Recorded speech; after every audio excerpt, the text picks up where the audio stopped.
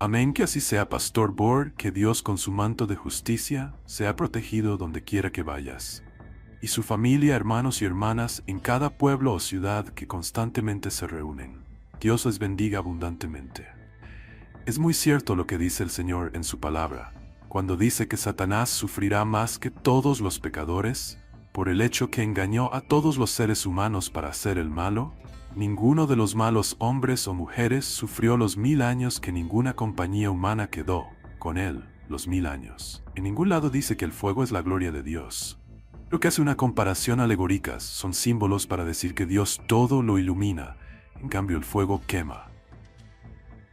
Ahora, esta tarde, en las últimas 2 presentaciones, vamos a estudiar sobre la fiesta de tabernáculos. Ahora, la fiesta de tabernáculos ocurre antes de la destrucción de los impíos, pero decidí dejar la fiesta de tabernáculos de último porque es el clímax de todo. Así que este es el plan que vamos a trazar hoy y lo que hemos cubierto hasta ahora. Antes de empezar nuevo terreno, queremos orar. Les invito a inclinar sus rostros. Padre Celestial, gracias te damos por el privilegio de encontrarnos en tu santa casa, en tu santo día, con la presencia de los santos ángeles para estudiar tu santo libro. Pedimos, Señor, que tú bendigas nuestro estudio. Ayúdanos a manejar tu palabra con reverencia y con respeto. Te lo pedimos en el nombre de Jesús. Amén. En la Biblia hay ciertos textos problemáticos que describen la destrucción de los impíos. Vamos a empezar notando alguno de esos versículos donde da la impresión de que el castigo de los impíos será eterno. Primer texto está en Mateo 25:41, a donde en la parábola de los corderos y los cabritos dice: entonces dirá también a los de la izquierda, es decir, los perdidos: apartaos de mí, malditos, al fuego eterno preparado para el diablo y sus ángeles. Fuego eterno. Da la impresión de que Satanás y sus ángeles y los impíos van a quemarse eternamente. Luego tenemos Mateo 25:46, que es la conclusión de esta parábola. Dice lo siguiente: e irán estos, los cabritos, los impíos, al castigo eterno, y los justos a la vida eterna. Castigo eterno. Luego tenemos 2 Tesalonicenses 1 y el versículo 9 y 10, a donde dice, hablando de los impíos, los cuales sufrirán la pena de eterna perdición, excluidos de la presencia del Señor y de la gloria de su poder. Y luego tenemos Marcos 9:43 y 44, a donde Jesús dijo: si tu mano te fuere ocasión de caer, córtala. Mejor te es entrar en la vida manco que tener 2 manos, ir al infierno. Es la palabra hebrea Gehenna, que era el basurero fuera de la ciudad de Jerusalén, que teniendo 2 manos ir al infierno, al fuego que no puede ser apagado, donde el gusano de ellos no muere y el fuego nunca se apaga. Texto problemático. Tenemos que entenderlo y tenemos que poderlo explicar. El mayor problema, el texto que es el mayor problema, es Apocalipsis 20 y el versículo 10, donde dice, hablando de Satanás: y el diablo que los engañaba fue lanzado en el lago de fuego y azufre, donde estaban la bestia y el falso profeta, y serán atormentados día y noche por los siglos de los siglos. Interesante. Por los siglos de los siglos. Ahora vamos a tratar de resolver el problema que aparentemente presentan estos versículos, porque como adventistas nosotros creemos que el fuego va a consumir a Satanás y sus ángeles y los impíos, y finalmente ellos se van a apagar, no que van a sufrir eternamente. Pero ¿qué hacemos con estos textos? Bueno, vamos a resolver el problema yendo primero a Génesis 19, el versículo 24 y el versículo 28. Génesis 19, 24 y luego el versículo 28. Dice así: Entonces Jehová hizo llover sobre Sodoma y sobre Gomorra azufre y fuego de parte de Jehová desde los cielos. Y luego el versículo 28, y Abraham miró hacia Sodoma y Gomorra y hacia toda la tierra de aquella llanura miró, y he aquí que el humo subía de la tierra como el humo de un horno. Así que fuego desciende del cielo y el humo de la destrucción de los impíos asciende al cielo. Fuego desciende, humo asciende. Recuerden eso. Ahora, ¿cómo resolvemos ese problema del fuego eterno? Bueno, vamos a Judas, el versículo 7. Judas, el versículo 7, y solo mencionamos el versículo porque Judas solo tiene un capítulo. Dice lo siguiente, hablando de Sodoma y Gomorra: como Sodoma y Gomorra y las ciudades vecinas, las cuales de la misma manera que aquellos, habiendo fornicado e ido en pos de vicios contra naturaleza, fueron puestas por ejemplo, sufriendo el castigo ¿de qué? Del fuego eterno. ¿Qué clase de fuego destruyó a Sodoma y Gomorra? Fuego eterno. Ahora, el problema es que la Biblia nos dice que Sodoma y Gomorra fueron reducidas a cenizas. Nos están consumiendo ya. Nota lo que dice 2 de Pedro, el capítulo 2 y el versículo 6. 2 de Pedro 2 y el versículo 6.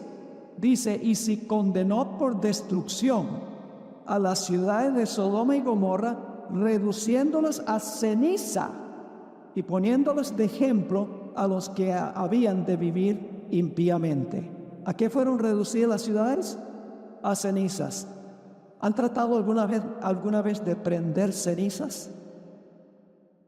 Es imposible, porque las cenizas son el resultado de todo lo que hay para quemar. Una vez que hay cenizas, ya no se puede quemar más.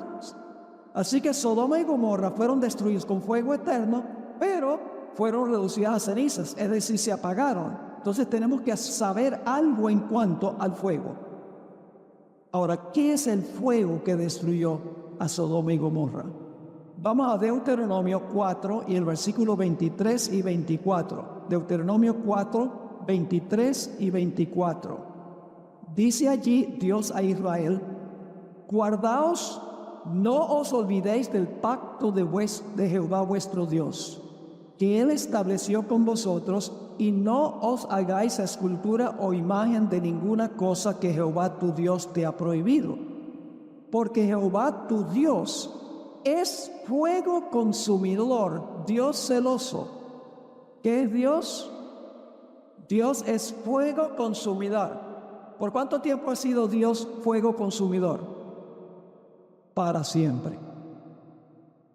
Entonces el fuego consumidor es Dios y Dios es eterno. El fuego consumidor es eterno. Ahora, vamos a Éxodo 24, 15 al 17. En realidad, Dios no es un montón de llamas de fuego. Es la gloria de Dios, la luz que lo rodea, que es el fuego consumidor para aquellos que viven en pecado. Noten Éxodo 24, 15 al 17, lo que es el fuego de Dios. Dice allí: entonces Moisés subió al monte y una nube cubrió el monte. Y la gloria de Jehová, recuerden eso, la gloria de Jehová reposó sobre el monte Sinaí. Y la nube lo cubrió por 6 días. Y al 7º día llamó a Moisés de en medio del monte. Y la apariencia de la gloria de Jehová era como un fuego abrasador en la cumbre del monte a los ojos de los hijos de Israel. ¿Qué es el fuego? ¿En qué sentido es Dios fuego? El fuego es su ¿qué? Es su gloria.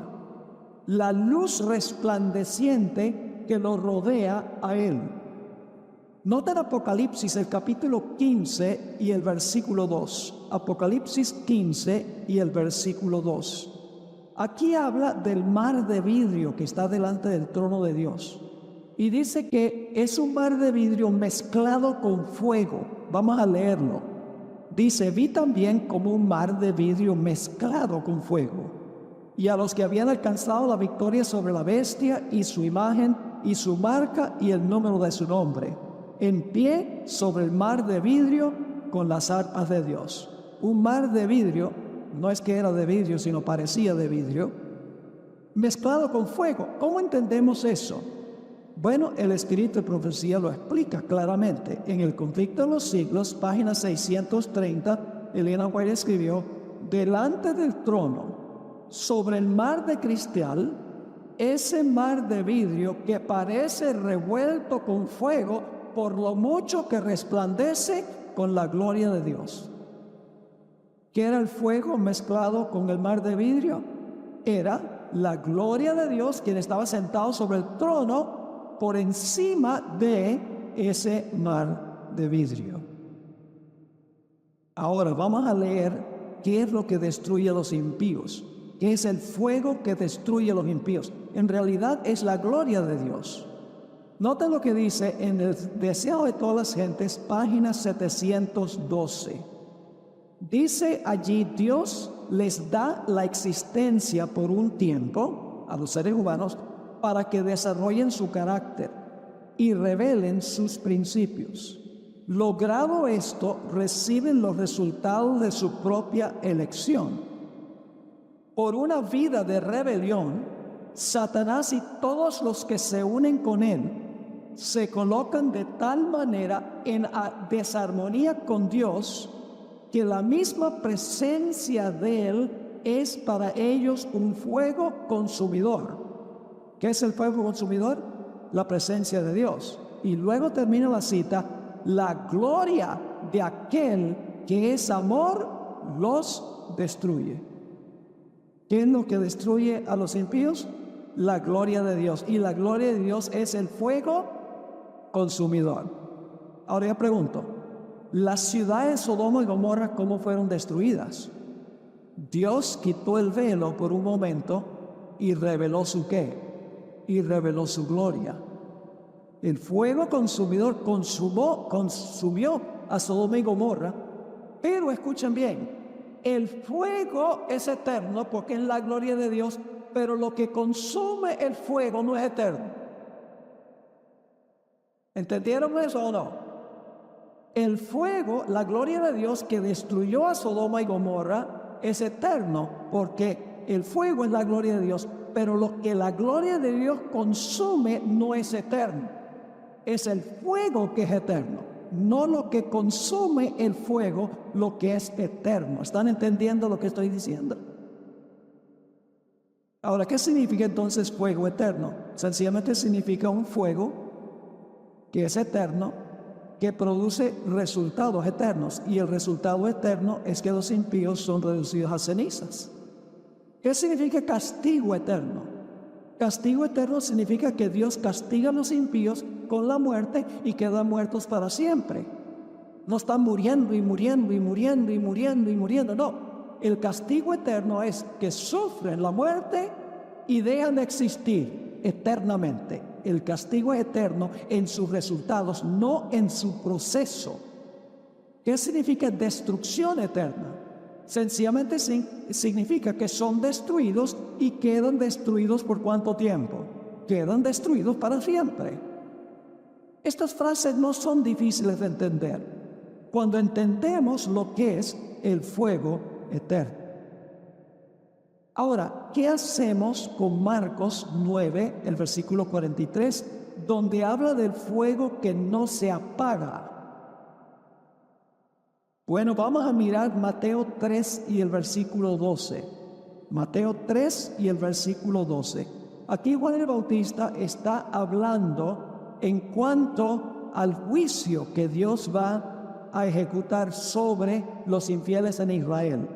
Y dice, su aventador está en su mano y limpiará su era y recogerá su trigo en el granero y quemará la paja en fuego que nunca se apagará. Ahora, si entendemos que el fuego eterno es la gloria de Dios nunca se apaga. Esa es una forma de resolver la situación. Pero quiero que noten algo muy interesante, y es que lo que consume el fuego no se apaga hasta que haya consumido el fuego todo lo que hay para consumir. La palabra que se usa aquí para la expresión nunca se apaga, fuego que nunca se apaga, es la palabra griega asbestos. Y puedo compararlo con algunas cosas que ocurrieron en la historia. El 19 de abril de 1993 se quemó el complejo de los Davidianos. Algunos de ustedes vieron, ese día el viento era recio. ¿Podía algún departamento de bomberos apagar ese fuego? Fue imposible apagarlo. Así que era fuego ¿qué? Inapagable. Fuego que no se podía extinguir hasta que produjera ¿qué cosa? Hasta que produjera los resultados que produjo. Dicho sea de paso, esa expresión, fuego que no se puede apagar, sí se apaga. Porque en Hebreos 11:34 se apaga en lo que respecta a lo que está consumiendo. Porque en Hebreos 11:34 dice que los 3 jóvenes en el horno extinguieron el fuego. Y en Efesios 6:16 dice que debemos tener la fe para apagar los dardos de fuego del maligno. Así que el fuego sí se puede apagar y se apaga cuando termina su obra. ¿Sabe? La hermana White menciona cómo se consumió el sanatorio de Battle Creek, Michigan. Hubo varios incendios alrededor del año 1903 de grandes instituciones de la iglesia adventista. Se quemó la Review and Herald, se quemó el sanatorio. Dios estaba mandando el mensaje de que los adventistas debían esparcirse, no debían concentrarse en Battle Creek. Además de eso, la casa publicadora estaba publicando obras seculares que contradecían las doctrinas de la iglesia adventista. Y por lo tanto, la hermana White dijo, he visto un ángel sobre Battle Creek con su espada de fuego. Es decir, ese incendio fue obra de Dios. Y cuando se estaba consumiendo el sanatorio, el jefe de los bomberos, que era de apellido Weeks, escribió lo siguiente: el agua funciona más como gasolina. Y se quemó hasta el suelo el sanatorio. Además de eso, Eusebio Panfilio escribió sobre 4 personas, mejor dicho, que fueron quemados con fuego insaciable o inextinguible. Se llamaban Cronium, Julián, Epinacus y Alejandro. Fueron consumidos, quemados vivos, y se usa la expresión fuego que no se podía apagar. Es decir, no se puede apagar hasta que haya producido ¿qué cosa? Los resultados de haber sido reducidos hasta cenizas. Ahora, ¿qué va a pasar con los impíos? Vamos a Malaquías 4 y el versículo 1 al 3. Dejamos que la Biblia explique todo. Malaquías 4, 1 al 3 está describiendo el tiempo final cuando serán destruidos los impíos. Dice, porque he aquí viene el día ardiente como un horno, y todos los soberbios y todos los que hacen maldad serán ¿qué cosa? Estopa. Aquel día que vendrá los abrazará, ha dicho Jehová de los ejércitos, y no les dejará ¿qué cosa? Ni raíz ni rama. ¿Cuánto va a dejar el fuego? ¿Cuánto va a quedar después del fuego? Nada. ¿Quién es la raíz de todo mal? Satanás. ¿Y quiénes son las ramas? Sus seguidores. Jesús dijo, yo soy la vid, vosotros los pámpanos. ¿Ve? Jesús es la vid, nosotros somos los pámpanos. El diablo es la raíz y él tiene ramas, que son sus seguidores. Sigue diciendo en el versículo 2, mas a vosotros, ahora viene el otro grupo, mas a vosotros los que teméis mi nombre, nacerá el sol de justicia y en sus alas traerá salvación. Y saldréis y saltaréis como becerros de la manada. Hollaréis a los malos, ahora fíjense, los cuales serán ¿qué? Los malos se van a quemar para siempre, van a seguir quemándose y quemándose y quemándose. No, son reducidos ¿a qué? A cenizas. Dice, hollaréis a los malos, los cuales serán ceniza bajo las plantas de vuestros pies en el día que yo actúe, ha dicho Jehová de los ejércitos. ¿Y qué diríamos de Apocalipsis 20 y el versículo 9? Hablando de los impíos, Apocalipsis 20 y el versículo 9 dice, y subieron sobre la anchura de la tierra y rodearon el campamento de los santos y la ciudad amada, y de Dios descendió, noten de Dios, que es lo que destruye a los impíos, la gloria de Dios, ¿verdad? Dice Dios, de Dios descendió fuego del cielo y los que consumió. Esa palabra consumió es muy interesante. En el griego la palabra comer es la palabra estío, pero la palabra que se usa aquí es la palabra kata estío. Se intensifica la palabra. Se usa, por ejemplo, en Apocalipsis el capítulo 10, a donde el ángel le dice a Juan que se coma el libro. En realidad está diciendo que se consuma el libro. ¿Cuánto queda del libro después que lo consume? Cuando usted se come, por ejemplo, un plato de comida, ¿cuánto de la comida queda? Nada.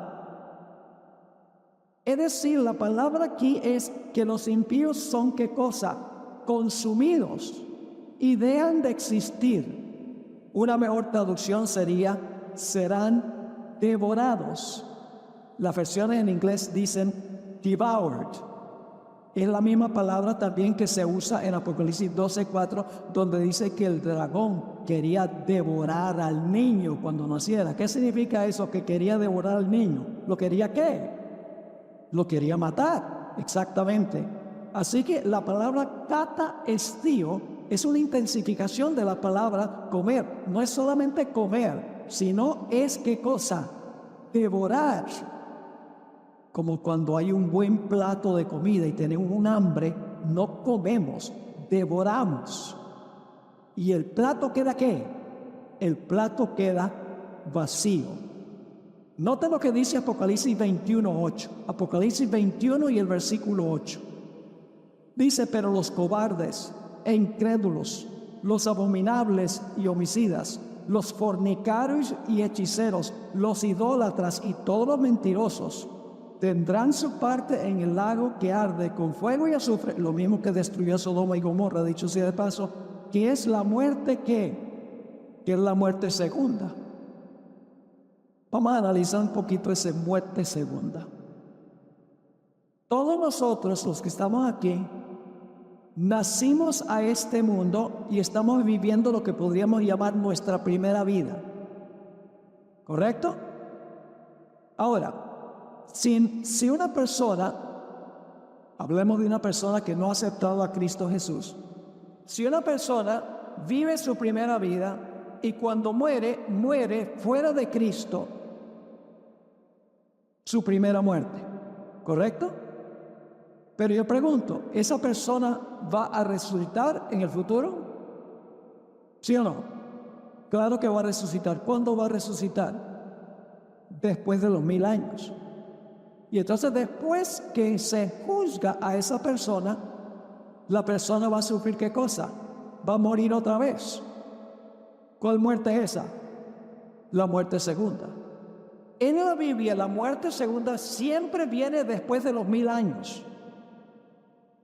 Porque esta gente nació, vivió su primera vida, murió fuera de Cristo Jesús, resucitan después del milenio y luego sufren la muerte ¿qué? Segunda, de la cual no hay resurrección. Ahora aquí viene un punto que tal vez sorprenda a algunos.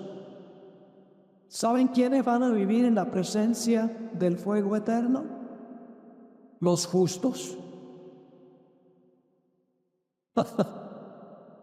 Los impíos no pueden vivir en la presencia del fuego de Dios, que es su gloria. No pueden, pero los justos son los que van a vivir en medio de las llamas de fuego.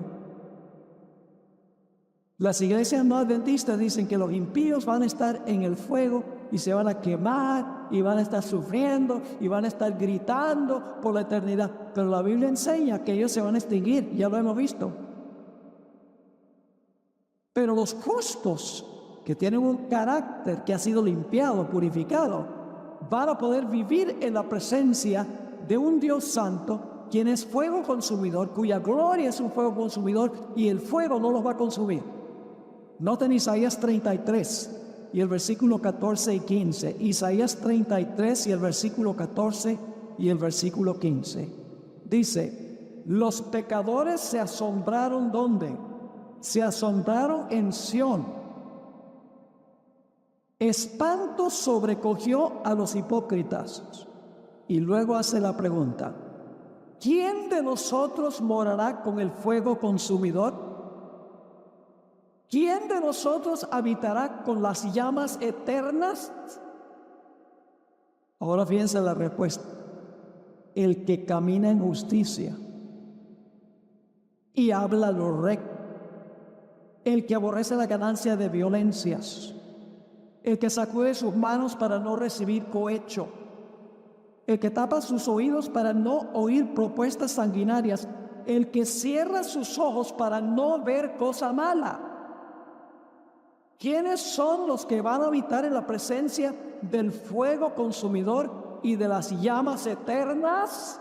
No son los impíos, sino ¿quiénes? Los justos. Del mundo lo religioso lo tiene al revés.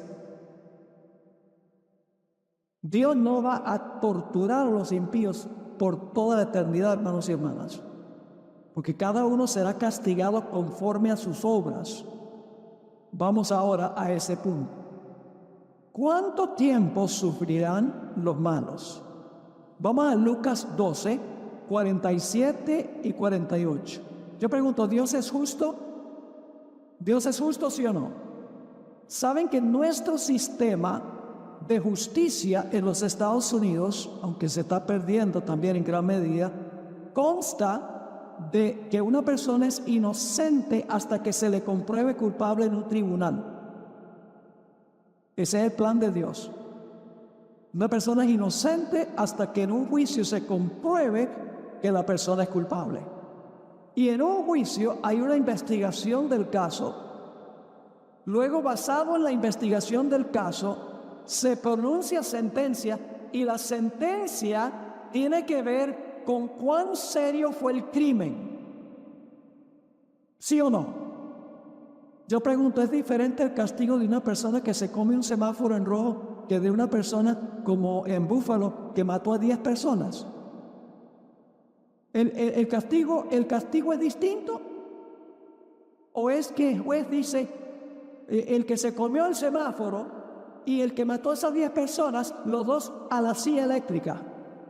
No, porque el castigo es, la severidad del castigo es conforme a ¿qué? Conforme al delito. Dios obra así. Ese es el plan de Dios. Noten Lucas 12, 47 y 48. Aquel siervo que, conociendo la voluntad de su Señor, fíjense que está hablando de personas que conocieron la voluntad de Dios. Aquel siervo que, conociendo la voluntad de su Señor, no se preparó ni hizo conforme a su voluntad, recibirá ¿qué cosa? Muchos azotes. Mas el que sin conocerla hizo cosas dignas de azotes, será azotado ¿qué? Poco. Porque a todo aquel a quien se ha dado mucho, mucho se le demandará. Y al que mucho se le haya confiado, más se le pedirá. ¿Es justo eso? Eso es justicia, mis hermanos. Dios no solamente es amor, Dios también es justicia. Tenemos que recordar eso. Hoy en día todo el mundo piensa que Dios es un caramelo,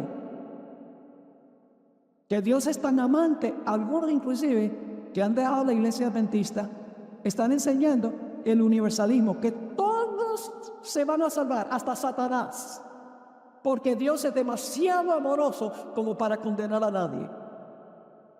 Eso es contradictorio a la Biblia y el espíritu de profecía.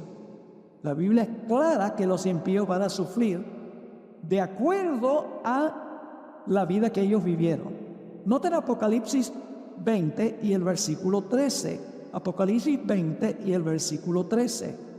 Y el mar entregó los muertos que había en él, y la muerte y el Hades, que es el sepulcro, entregaron los muertos que había en ellos, y fueron juzgados cada uno, ¿cómo? Según sus obras. ¿El castigo es según qué? Según las obras, la vida que vivió la persona.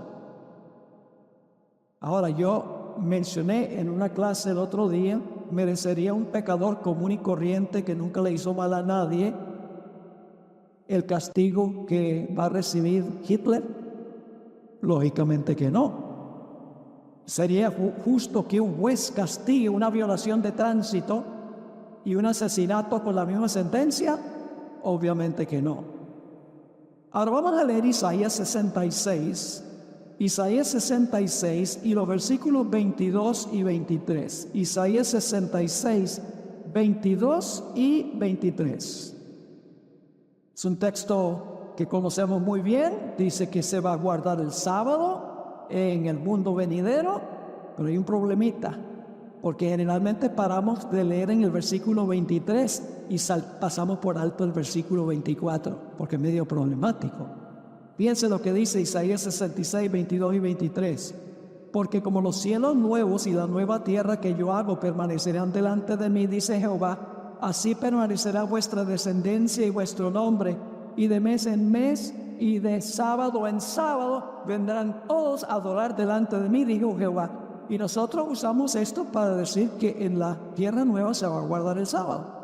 Y está bien, porque dice que Dios va a hacer cielos nuevos y tierra nueva, y vamos a ir de mes en mes y sábado en sábado. Está hablando de cuando Dios haga cielos nuevos y tierra nueva.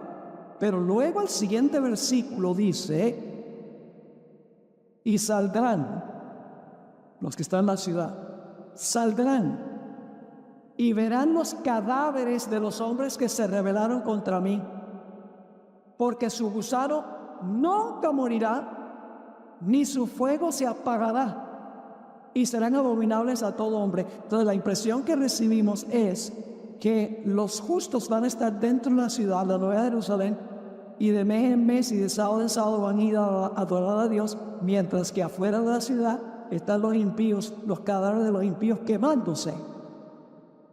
Y dice que nunca morirá el gusano, ni su fuego se apagará. Ahora, ¿cómo resolvemos este problema? No es tan complicado. Hay tres concordancias que la gente generalmente usa hoy. La concordancia Crudence, que fue la que usó Guillermo Miller.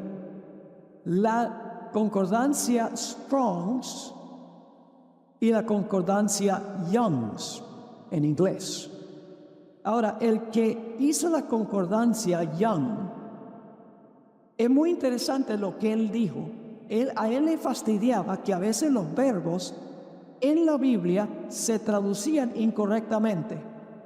Y fíjense lo que escribió, y era un experto en los idiomas, porque él usó el texto Masoreta para traducir el Antiguo Testamento. Texto Masoreta es hebreo, y usó el Textus Receptus para traducir el Nuevo Testamento. Es decir, conocía hebreo y griego cuando hizo su concordancia. Y él expresó el hecho de que estaba fastidiado de que los verbos a veces no se traducían bien. Esto fue lo que escribió. Si una traducción usa un tiempo presente, cuando en el original aparece un tiempo pasado, o si usa un tiempo pasado cuando en el original aparece un tiempo presente, si usa un tiempo perfecto para un tiempo futuro o un tiempo futuro para un tiempo perfecto. Fíjense la conclusión. La palabra de Dios se anula por las tradiciones de los hombres. Ahora fíjense la traducción literal del capítulo 66, versículo 24. Dice lo siguiente: Young ni siquiera, porque él hizo una versión literal, palabra por palabra, él no siguió su propio consejo. Y le voy a explicar cómo. En realidad dice los verbos, y habrán salido. Es decir, antes de ir de mes en mes y sábado en sábado, habrán salido y habrán visto. Así están los verbos en el original. Pero se traducen como si fuera ¿qué? Futuro, desde el punto cuando van de mes en mes y sábado en sábado. Te pueden chequear esto para ver si lo estoy diciendo la verdad. Dice, y habrán salido y habrán visto los cadáveres de los hombres que se rebelaron contra mí. Porque su gusano, según él traduce, porque su gusano no morirá, ni su fuego se apagará. Él lo traduce así, pero el problema es que el tiempo del verbo es presente.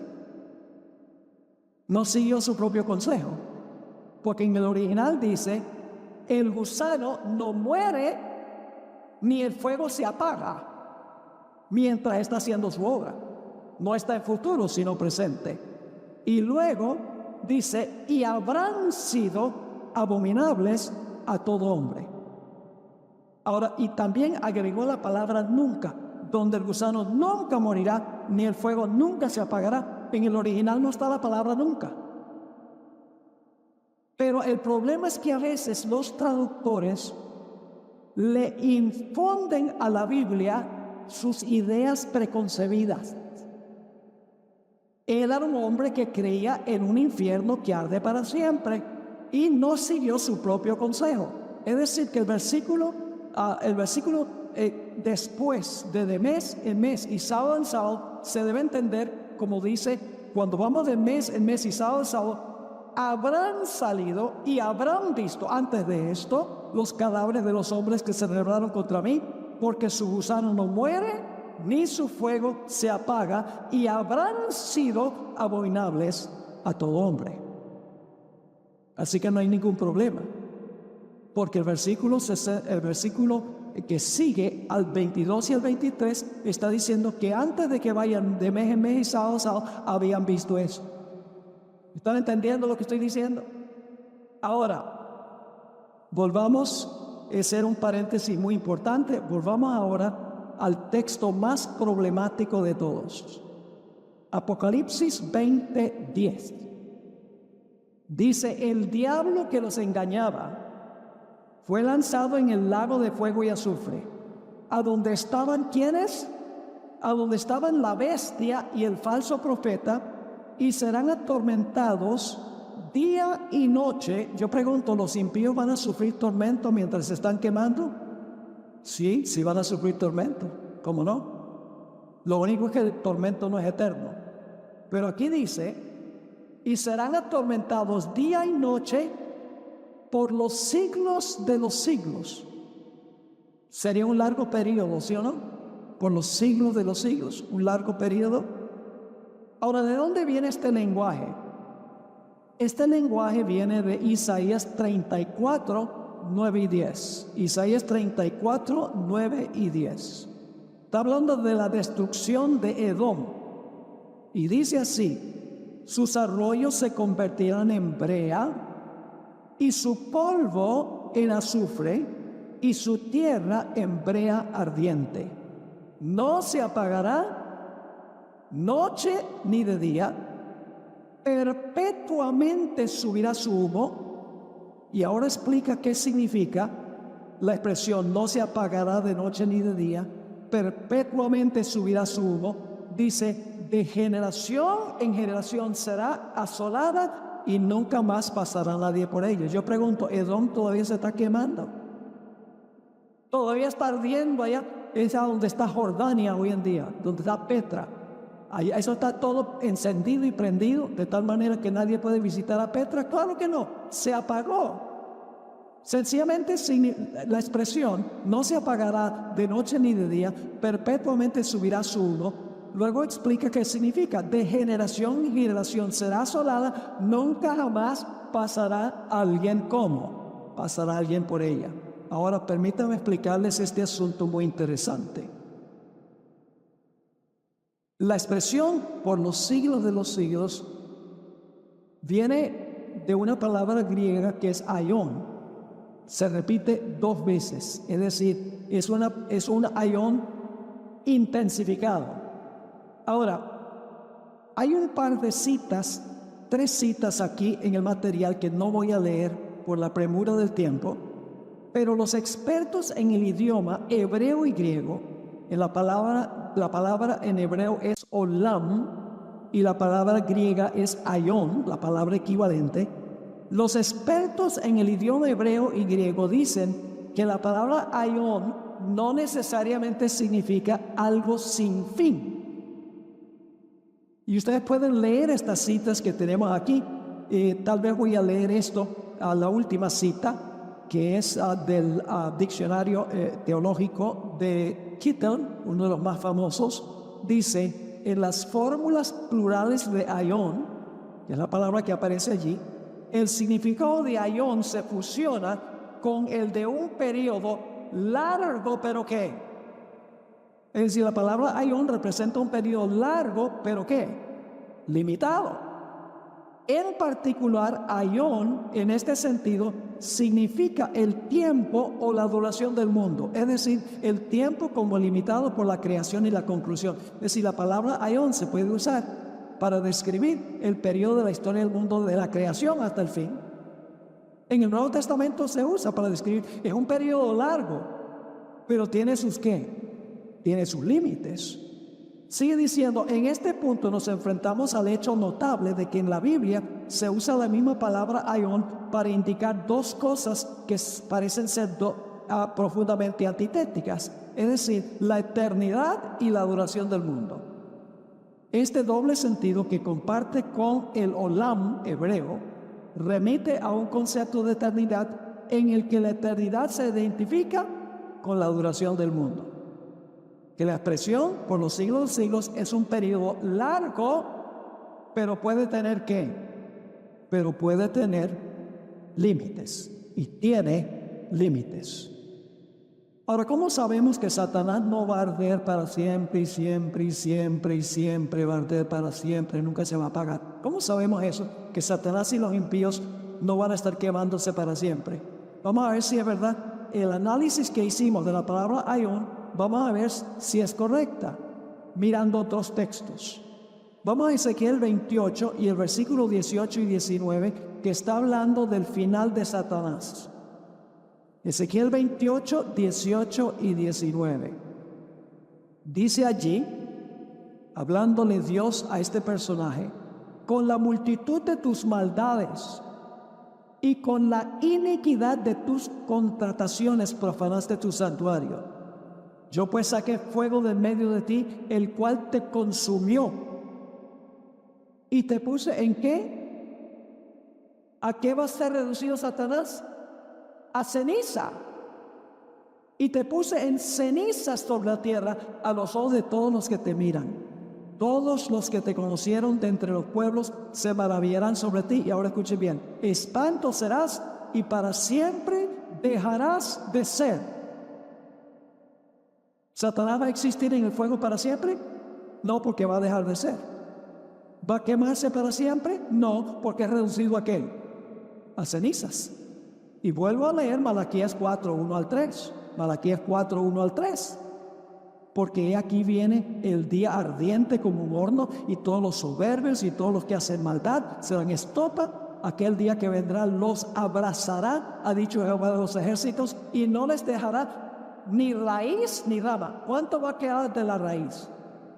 Nada. ¿Cuánto va a quedar de las ramas? Nada. Mas a vosotros, ahora viene el grupo de los fieles, mas a vosotros los que teméis mi nombre, nacerá el sol de justicia, y en sus alas traerá salvación, y saldréis y saltaréis como becerros de la manada. Y luego dice, hollaréis a los malos, los cuales serán ¿qué? ¿Los impíos se van a arder para siempre? ¿Van a quemarse para siempre? No, porque dice, los cuales serán ceniza bajo las plantas de vuestros pies en el día en que yo actúe, ha dicho Jehová. Ahora hablemos de la longitud del castigo de los impíos. ¿Será que va a variar la longitud del castigo de los impíos? Fíjense un par de citas extraordinarias del Espíritu de Profecía. Primeros Escritos, página 290. La sierva de Dios escribió: después vi tronos en los cuales estaban sentados Jesús y los redimidos. Esto es el cielo durante los 1000 años. Los santos reinaban como reyes y sacerdotes de Dios. Eso viene de Apocalipsis 20. En unión con los suyos juzgaba Cristo a los impíos muertos, comparando sus acciones con el libro del estatuto, la palabra de Dios, y fallando cada caso según lo hecho en el cuerpo. ¿Hay algún texto bíblico que dice eso? En 1 Corintios 6, 1 al 3 dice que los santos juzgarán ¿a quién?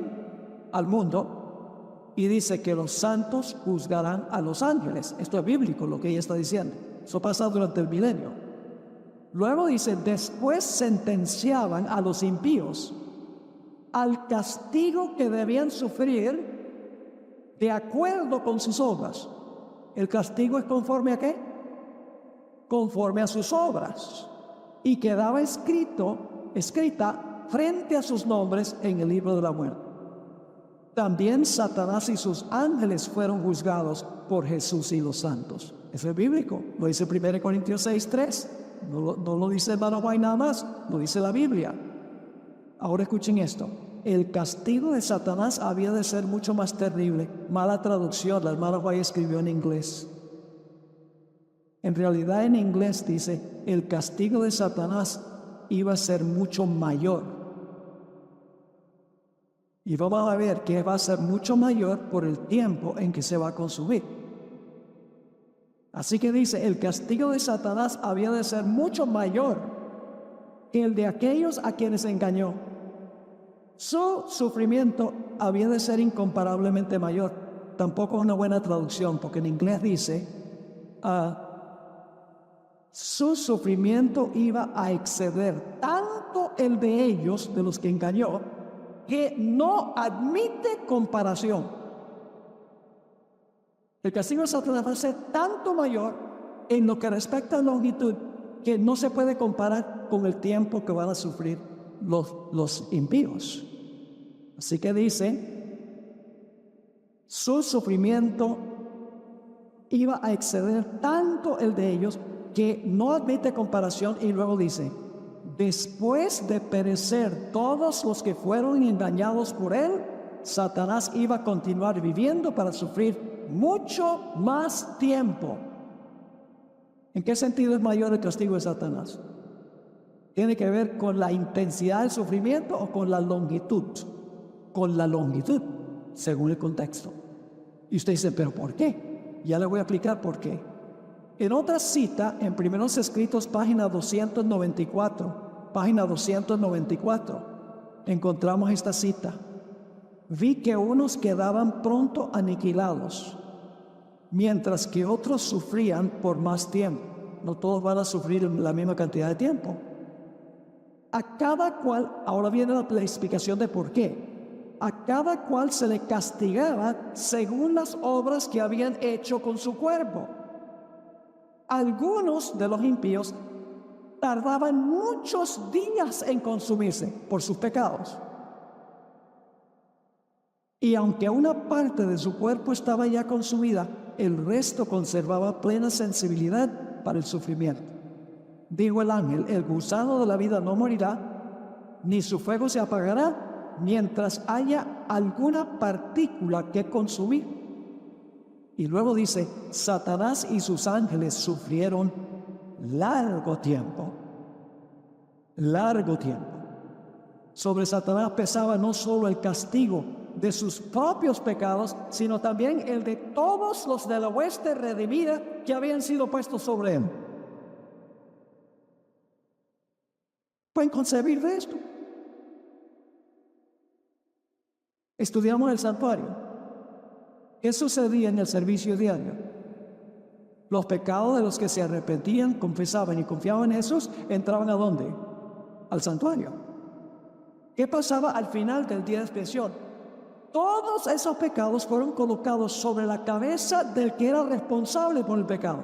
Ahora yo les digo: si algunos impíos van a sufrir muchos días por sus propios pecados, ¿cuánto tiempo va a sufrir Satanás asumiendo el castigo por todos los justos?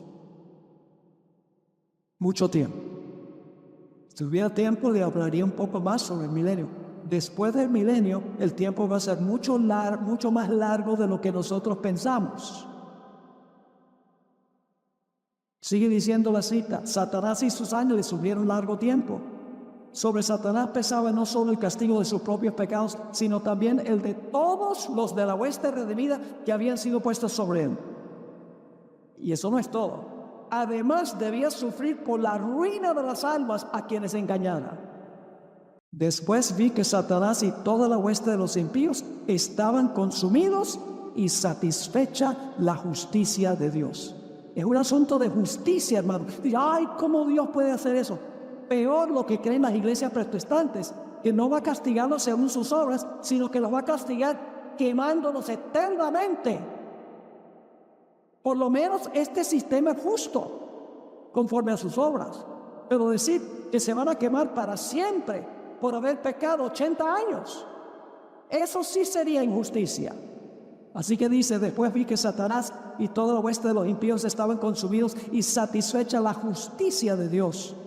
La cohorte angélica y los santos redimidos exclamaron en alta voz: amén. Dijo el ángel: Satanás es la raíz y sus hijos son las ramas. Ya están consumidos raíz y ramas, han muerto de una muerte eterna, nunca resucitarán, y Dios tendrá un universo limpio. Gloria a Dios. No cuestionemos a Dios. ¿Cómo Dios puede hacer eso?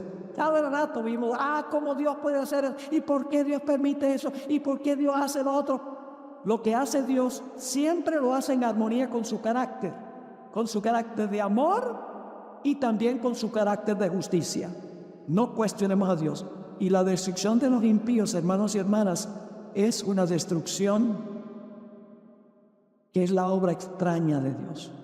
Porque Dios es un creador, no es un destructor.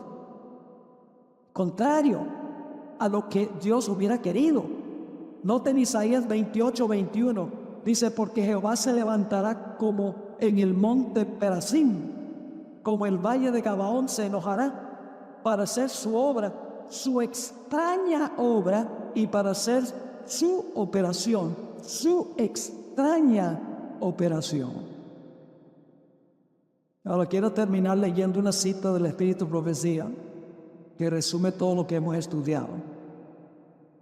Se encuentra en el Deseo de Adolescentes, página 82. Para el pecado, donde quiera que se encuentre, nuestro Dios es fuego consumidor. Para el pecado, ¿Dios es qué?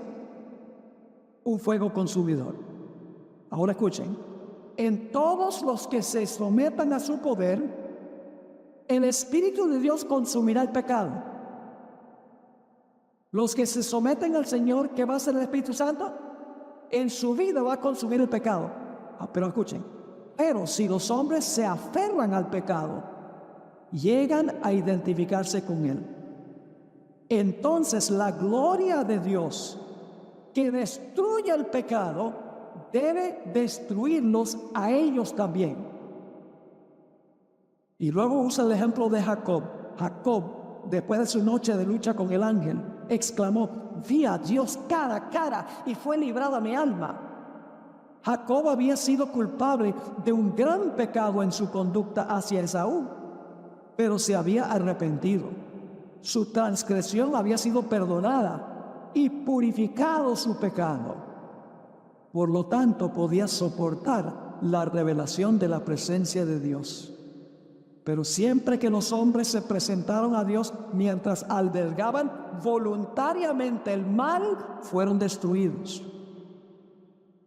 En el segundo advenimiento de Cristo, los impíos serán consumidos con el espíritu de su boca y destruidos con el resplandor de su venida. Y ahora escuchen: la luz de la gloria de Dios, que imparte vida a los justos, matará a los impíos. ¿Qué es lo que destruye a los impíos? La luz de la gloria de Dios destruye a los impíos.